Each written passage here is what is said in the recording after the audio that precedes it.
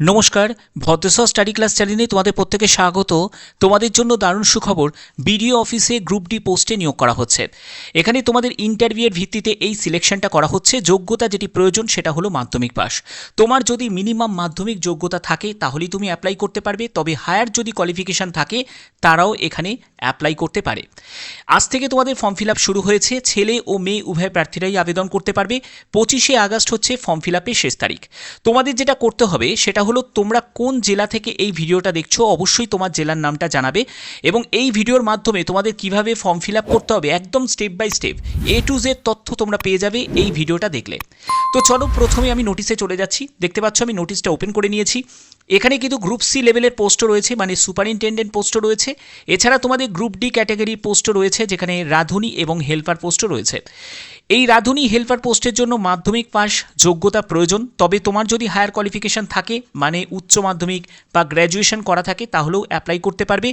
1/1/2026 হিসাবে 21 থেকে 40 বছরের মধ্যে তোমার বয়স হতে হবে। তুমি যদি SC ST ক্যান্ডিডেট হয়ে থাকো, OBC ক্যান্ডিডেট হয়ে থাকো, তোমাদের 5 বছর 3 বছর রিল্যাক্সেশন, অর্থাৎ যারা SC ST তাদের 5 বছর ছাড় আছে, 5 বছর, আর যারা OBC ক্যান্ডিডেট তাদের বয়সে 3 বছর ছাড় আছে। সুপারিনটেন্ডেন্ট পোস্টের জন্য তোমাদের এখানে গ্র্যাজুয়েশন যোগ্যতা প্রয়োজন। যারা তোমরা গ্র্যাজুয়েশন করেছো, আর্টস নিয়ে হোক, সায়েন্স নিয়ে হোক বা কমার্স নিয়ে গ্র্যাজুয়েশন করেছো, তারা সুপারিনটেন্ডেন্ট পোস্টের জন্য অ্যাপ্লাই করতে পারবে।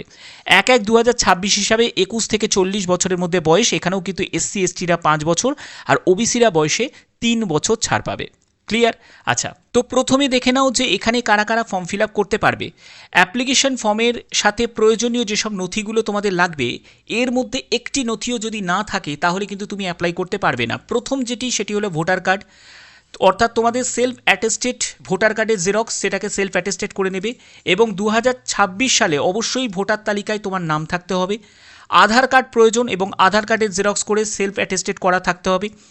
মাধ্যমিক তোমাদের অ্যাডমিট কার্ড, সেটাও তোমাদের লাগবে সেলফ অ্যাটেস্টেড করা। মাধ্যমিকের পরীক্ষায় পাস, তার রেজাল্ট, মার্কশিট, সেটা কিন্তু তোমাদের লাগবে, সেটাও সেলফ অ্যাটেস্টেড। যদি তুমি এর থেকে হায়ার কোয়ালিফিকেশানে পোস্টের জন্য অ্যাপ্লাই করো, তাহলে তোমাদের উচ্চ মাধ্যমিক, মানে সুপারিনটেন্ডেন্ট পোস্টের জন্য অ্যাপ্লাই করো, তাহলে উচ্চ মাধ্যমিকের পরীক্ষার রেজাল্ট, সার্টিফিকেট, মার্কশিট, এগুলো তোমাদের লাগছে। তারপরে হচ্ছে তোমাদের জাতিগত শংসাপত্র, অর্থাৎ যারা SC ST OBC থেকে বিলং করছো, তোমাদের জাতিগত শংসাপত্র একদম স্টেট সার্টিফিকেট, সেটা তোমাদের প্রয়োজন আছে। তারপর হচ্ছে 3 কপি পাসপোর্ট সাইজের ছবি, সেটা কিন্তু তোমাদের লাগবে, যেটা একটি অ্যাপ্লিকেশন ফর্মের সাথে লাগিয়ে দিতে হবে, এবং অন্য দুটো ফর্মের সাথে পিন করে দিতে হবে। ঠিক আছে? তো প্রথমে আমি তোমাদের অ্যাপ্লিকেশন ফর্মটা তোমাদের দেখিয়ে দিচ্ছি। এইটা হলো অ্যাপ্লিকেশন ফর্ম, দেখে নাও। এই যে অ্যাপ্লিকেশন ফর্ম দেখতে পাচ্ছ, তো এই অ্যাপ্লিকেশন ফর্মে একটি দেখতে পাচ্ছ, এখানে তোমাদের একটি ছবি, পাসপোর্ট সাইজের ছবি লাগিয়ে দিতে হবে, আর দুটো ছবি তোমাদের পিন করে দিতে হবে। ঠিক আছে? ফর্মের সাথেই পিন করে দিতে হবে। এবং তোমাদের এখানে প্রথমে হচ্ছে আবেদনকারীর নাম, যে আবেদন করছে তার নাম। এটা গ্রুপ ডির জন্য প্রথমে আমি দেখাচ্ছি ফর্মটা, তারপরে আমি গ্রুপ সি সুপারিনটেন্ডেন্ট পোস্টের জন্যও দেখাবো। তারপরে হচ্ছে পিতার নাম, তারপরে মাতার নাম, এরপরে ঠিকানা, তোমার জাতি, লিঙ্গ, জাতীয়তা, অর্থাৎ এখানে ইন্ডিয়ান লিখে দেবে, অর্থাৎ ভারতীয় লিখে দেবে। তারপরে হচ্ছে তোমার ধর্ম, কোন ধর্ম থেকে বিলং করছো সেই ধর্ম। এরপরে ভোটার কার্ড, আধার কার্ড, মাধ্যমিকের অ্যাডমিট কার্ডের প্রতিলিপি, ঠিক আছে, অর্থাৎ জেরক্স। তারপরে মাধ্যমিকের পাসের রেজাল্ট এবং তোমার সার্টিফিকেট, সেগুলো তোমাদের লাগবে। জাতিগত শংসাপত্র, এগুলো কিন্তু প্রযোজ্য যেসব নথিগুলো বলা হলো, এগুলো কিন্তু সবই তোমাদের লাগবে, এবং সেগুলো জেরক্স করে সেলফ অ্যাটেস্টেড করে নেবে। ওকে, এর পরবর্তী হচ্ছে জন্ম তারিখ। তোমার জন্ম তারিখ এখানে জানতে চাওয়া হচ্ছে, অর্থাৎ জন্ম তারিখটা এখানে মেনশন করবে। মাধ্যমিক সমতুল্য পরীক্ষার যে অ্যাডমিট কার্ড, সেটা তোমাদের সেলফ অ্যাটেস্টেড করা থাকতে হবে। শিক্ষাগত যোগ্যতা, তোমার যা শিক্ষাগত যোগ্যতা এখানে মিনিমাম, মানে এই গ্রুপ ডি পোস্টের জন্য অ্যাপ্লাই করতে গেলে তোমাদের মিনিমাম যোগ্যতা হলো মাধ্যমিক পাস। তো মাধ্যমিক পাস তুমি এখানে দেবে, এবং তোমার এখানে বলছে যে মাধ্যমিকের সমতুল্য পরীক্ষা, তার রেজাল্ট, মার্কশিট, এগুলোর তোমাদের স্বপ্রত্যয়িত প্রতিলিপি লাগবে। তোমাদের কর্ম অভিজ্ঞতা, অর্থাৎ তোমার কি কোনো কাজের অভিজ্ঞতা রয়েছে? যদি থাকে তাহলে হ্যাঁ লিখবে, আর না হলে না লিখে দেবে। কোনো অসুবিধা নেই, কোনো এক্সপিরিয়েন্সের এখানে প্রয়োজন নেই। আবেদনকারী কি অন্য কোনো সরকারি কাজের সঙ্গে যুক্ত? অন্য কোনো যদি তুমি সরকারি কাজের সঙ্গে যুক্ত থাকো, তাহলে তুমি হ্যাঁতে টিক দেবে এবং হ্যাঁ বলে লিখে দেবে, আর যদি না থাকে তাহলে না বলে লিখে টিক দিয়ে তারপর না বলে লিখে দেবে। ক্লিয়ার? এরপরে হচ্ছে মোবাইল নাম্বারটা অবশ্যই তোমাদের প্রয়োজন, মোবাইল নাম্বারটা দেবে। এরপরে এখানে যা যা বলেছে যে সত্যগুলো দিয়েই তোমাদের এই ফর্ম ফিল আপ করতে হবে, কোনো অসত্য উল্লেখ করা কিছু যাবে না, ঠিক আছে, না হলে কিন্তু ফর্ম বাতিল হয়ে যাবে, এবং তারিখ এবং স্থান এখানে উল্লেখ করতে হবে, ঠিক আছে। এই হলো সিম্পল একটি অ্যাপ্লিকেশন ফর্ম, এবং তোমাদের পরবর্তী হচ্ছে এখানে একটি সই করতে হবে। ক্লিয়ার? আচ্ছা, যারা তোমরা রাঁধুনি হেল্পার পোস্টের জন্য অ্যাপ্লাই করবে তাদের ক্ষেত্রে ইন্টারভিউ হবে, কোনো লিখিত পরীক্ষা হবে না, অর্থাৎ এই গ্রুপ ডি ক্যাটাগরি পোস্টের জন্য শুধুমাত্র ইন্টারভিউ হবে। সুপারিনটেনডেন্ট পদের ক্ষেত্রে তোমাদের 100 নম্বরের বাংলা, ইংরেজি, অঙ্ক এবং সাধারণ মানে জ্ঞান জিকের ওপর তোমাদের 4টি বিষয়ের ওপর লিখিত পরীক্ষা হবে, পরবর্তী তোমাদের 25 নম্বরের ইন্টারভিউ হবে। কিন্তু গ্রুপ ডির জন্য শুধুমাত্র ইন্টারভিউয়ের ভিত্তিতে সিলেকশন হবে, কোনো রিটিন এক্সাম তোমাদের হবে না। কিন্তু কত নম্বরের ইন্টারভিউ হবে সেটা কিন্তু উল্লেখ করা নেই, পরবর্তী কোনো আপডেট থাকলে নিশ্চয়ই জানানো হবে। সঠিকভাবে পূরণ না করা অথবা যে ক্ষেত্রে যে যোগ্যতা মান প্রয়োজন সেই যোগ্যতা পূরণ না করতে পারলে তাহলে কিন্তু এটা স্ক্রুটিনির সময় বাতিল করে দেওয়া হবে, এগুলো কিন্তু এখানে উল্লেখ করা হয়েছে। এবং সঠিকভাবে পূরণ করা যোগ্যতার শর্তাবলী পূরণ করা আবেদনকারীদের লিখিত পরীক্ষা অথবা ইন্টারভিউয়ের তারিখ, সময়, স্থান, এগুলো অ্যাডমিট সংগ্রহের তারিখ, এগুলো সম্পূর্ণ জানিয়ে দেওয়া হবে, এবং মোবাইলের মাধ্যমে তোমাদের জানিয়ে দেওয়া হবে, অর্থাৎ যে মোবাইল নাম্বারটা তোমার নেওয়া হচ্ছে সেই মোবাইলে তোমাদের SMS চলে আসবে যে অমুক ডেটে তোমাকে উপস্থিত হতে হবে, এবং সেইখানেই তোমাদের ইন্টারভিউ বা তোমাদের যাদের রিটেন এক্সাম আছে সেই রিটেন এক্সাম কন্ডাক্ট হবে। মোবাইলের নম্বরে ভুল থাকলে, ফোন না ধরলে দায় কর্তৃপক্ষের নয়, অর্থাৎ তোমাদের ফোন করাও কিন্তু হতে পারে, শুধু SMS নয়, তোমাদের ফোন করাও কিন্তু হতে পারে, তখন যদি তুমি ফোন না ধরো তাহলে কিন্তু তার জন্য দায় কর্তৃপক্ষ থাকবে না, ঠিক আছে। এবার দেখে নাও যে গ্রুপ সি পোস্টের জন্য ফর্মটা কিভাবে ফিল আপ করবে। যারা সুপারিনটেনডেন্ট পোস্টের জন্য ফর্ম ফিল আপ করবে তাদের ক্ষেত্রে হচ্ছে এখানে প্রথমে অ্যাপ্লিকেন্টের নাম, যে আবেদন করছে তার নাম, এটা ইংলিশে ফর্মটা রয়েছে, তারপরে ফাদার নেম, তারপরে মাদার নেম, এবং এখানে একটি পাসপোর্ট সাইজের ছবি লাগিয়ে দেবে, একটি হচ্ছে এখানে লাগাতে হচ্ছে, আর 2টি ফটো সেটা তোমাদের খামের সাথেই তোমাদের দিয়ে দিতে হবে, এবং তারপরে হচ্ছে তোমার অ্যাড্রেসের সম্পূর্ণ ডিটেলস, তোমার কাস্ট, তোমার জেন্ডার, এবং তোমাকে ন্যাশনালিটি ইন্ডিয়ান এখানে লিখে দিতে হবে, ইন্ডিয়ান লিখে দিতে হবে, ঠিক আছে, ইন্ডিয়ান লিখে দিতে হবে, ওকে, ইন্ডিয়ান লিখে দিতে হবে।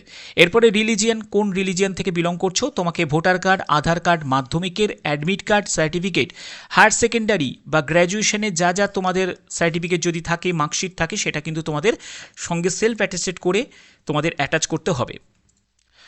আচ্ছা, এর পরবর্তী হচ্ছে যে তোমার 2026-এর ভোটার লিস্টে নাম আছে নাকি সেটা জানতে চাওয়া হচ্ছে। তোমার ডেট অফ বার্থ এখানে মেনশন করতে হবে, তোমার এখানে বার্থ সার্টিফিকেট বা মাধ্যমিকের অ্যাডমিট কার্ড বা ইকুইভ্যালেন্স সার্টিফিকেট তোমাকে দিতে হবে, যেটাতে জন্ম তারিখ প্রমাণিত হয়।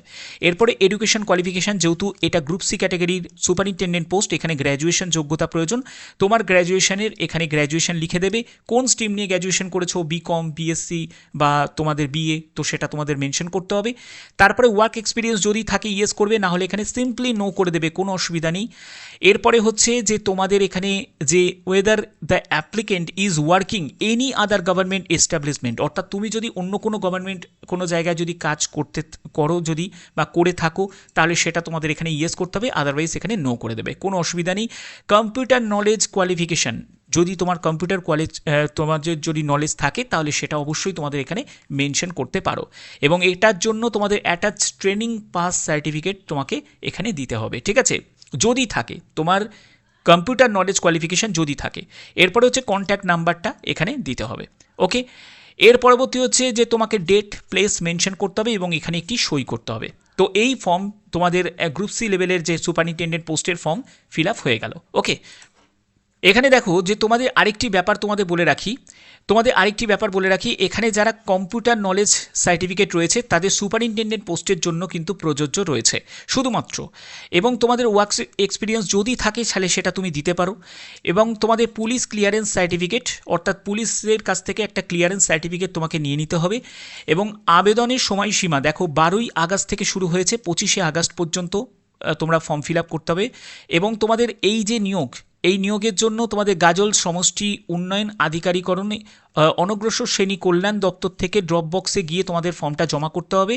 11:30 থেকে 3:30-এর মধ্যে টাইমিং থাকবে, ঠিক আছে, এবং সরকারি ছুটি বা শনিবার রবিবার বাদ দিয়ে তোমাদের এটা করতে হবে, ঠিক আছে। এবার দেখে নাও তোমাদের যে এইখানে তোমাদের কোথায় কোথায় এই নিয়োগ হচ্ছে এবং সেই ডিটেলসটা এখানে দেওয়া রয়েছে। যেমন দেখো তোমাদের এখানে দেখো শ্যাম শ্যামসুখী বালিকা শিক্ষানিকেতন সুপারিনটেন্ডেন্ট পোস্ট রয়েছে, রানীগঞ্জ কেসি হাই স্কুল সুপারিনটেন্ডেন্ট পোস্ট রয়েছে, চন্দ্রাবতী সাহা বিদ্যাপীঠ সুপারিনটেন্ডেন্ট পোস্ট রয়েছে, শ্যামসুখী বালিকা শিক্ষানিকেতন হেল্পার পোস্ট রয়েছে, কোটালহাটি প্রাথমিক বিদ্যালয় সেখানে হেল্পার পোস্ট রয়েছে, গাজল সিধু কানু মেমোরিয়াল সাঁওতাল মিডিয়াম আবাসিক বিদ্যালয় সেখানে সুপারিনটেন্ডেন্ট রাঁধুনি হেল্পার পোস্ট রয়েছে, গাজল সিধু কানু মেমোরিয়াল সাঁওতাল মিডিয়াম আবাসিক বিদ্যালয় সেখানে তোমাদের সুপারিনটেন্ডেন্ট রাঁধুনি হেল্পার পোস্ট রয়েছে। ঠিক আছে, পাশাপাশি তোমাদের এখানে ভ্যাকেন্সি ডিটেলসটাও কিন্তু এখানে দেওয়া রয়েছে, কোন কোন কী ভ্যাকেন্সি রয়েছে। এবার দেখো যে তোমাদের আরেকটি ব্যাপার তোমাদের কাছে ক্লিয়ার করি যে আবেদনকারীকে গাজল বিধানসভা তথা গাজল ব্লকের বাসিন্দা হতে হবে এবং ভোটার হতে হবে। এর জন্যই তোমাদের আমি বললাম যে তোমরা অবশ্যই কিন্তু প্রত্যেকে তোমার জেলার নামটা জানিয়ে রেখো, কারণ এরকমই জেলাভিত্তিক পরপর কিন্তু আপডেটগুলো আসবে, যখনই আসবে যাতে তোমাদের কাছে পৌঁছে দিতে পারি। ঠিক আছে, এখন এই ব্লকে, অন্য দিন দেখবে যে অন্য ব্লকের বিজ্ঞপ্তির আপডেট আসবে, তখন যাতে সেই আপডেটটা তোমাদের কাছে পৌঁছে দিতে পারি। তো অবশ্যই তোমরা কিন্তু প্রত্যেকে যারা যারা এই ভিডিওটা দেখছো, যদি অন্য রাজ্য থেকেও দেখো তাহলে অবশ্যই কিন্তু তোমার জেলার নামটাও কমেন্টে জানাবে, যাতে যদি তোমাদের জেলার কোনো আপডেট থাকে সেটাও যাতে দিতে পারি। আর আমাদের যারা পশ্চিমবঙ্গের যারা 23 জেলার মধ্যে যে কোনো জেলা থেকে বিলং করছো তারাও কিন্তু তোমাদের জেলার নামটা অবশ্যই তোমরা কমেন্টে জানিয়ে রাখবে। আশা করি তোমাদের সম্পূর্ণ ব্যাপারটা তোমাদের কাছে ক্লিয়ার করতে পারলাম। তো যদি ভিডিওটা ভালো লাগে অতি অবশ্যই ভিডিওটাতে একটি লাইক করে দিও, চ্যানেলটিকে সাবস্ক্রাইব করে বেল আইকনটাকে অল করে রেখো। এখনের মতো এটুকুই, ধন্যবাদ।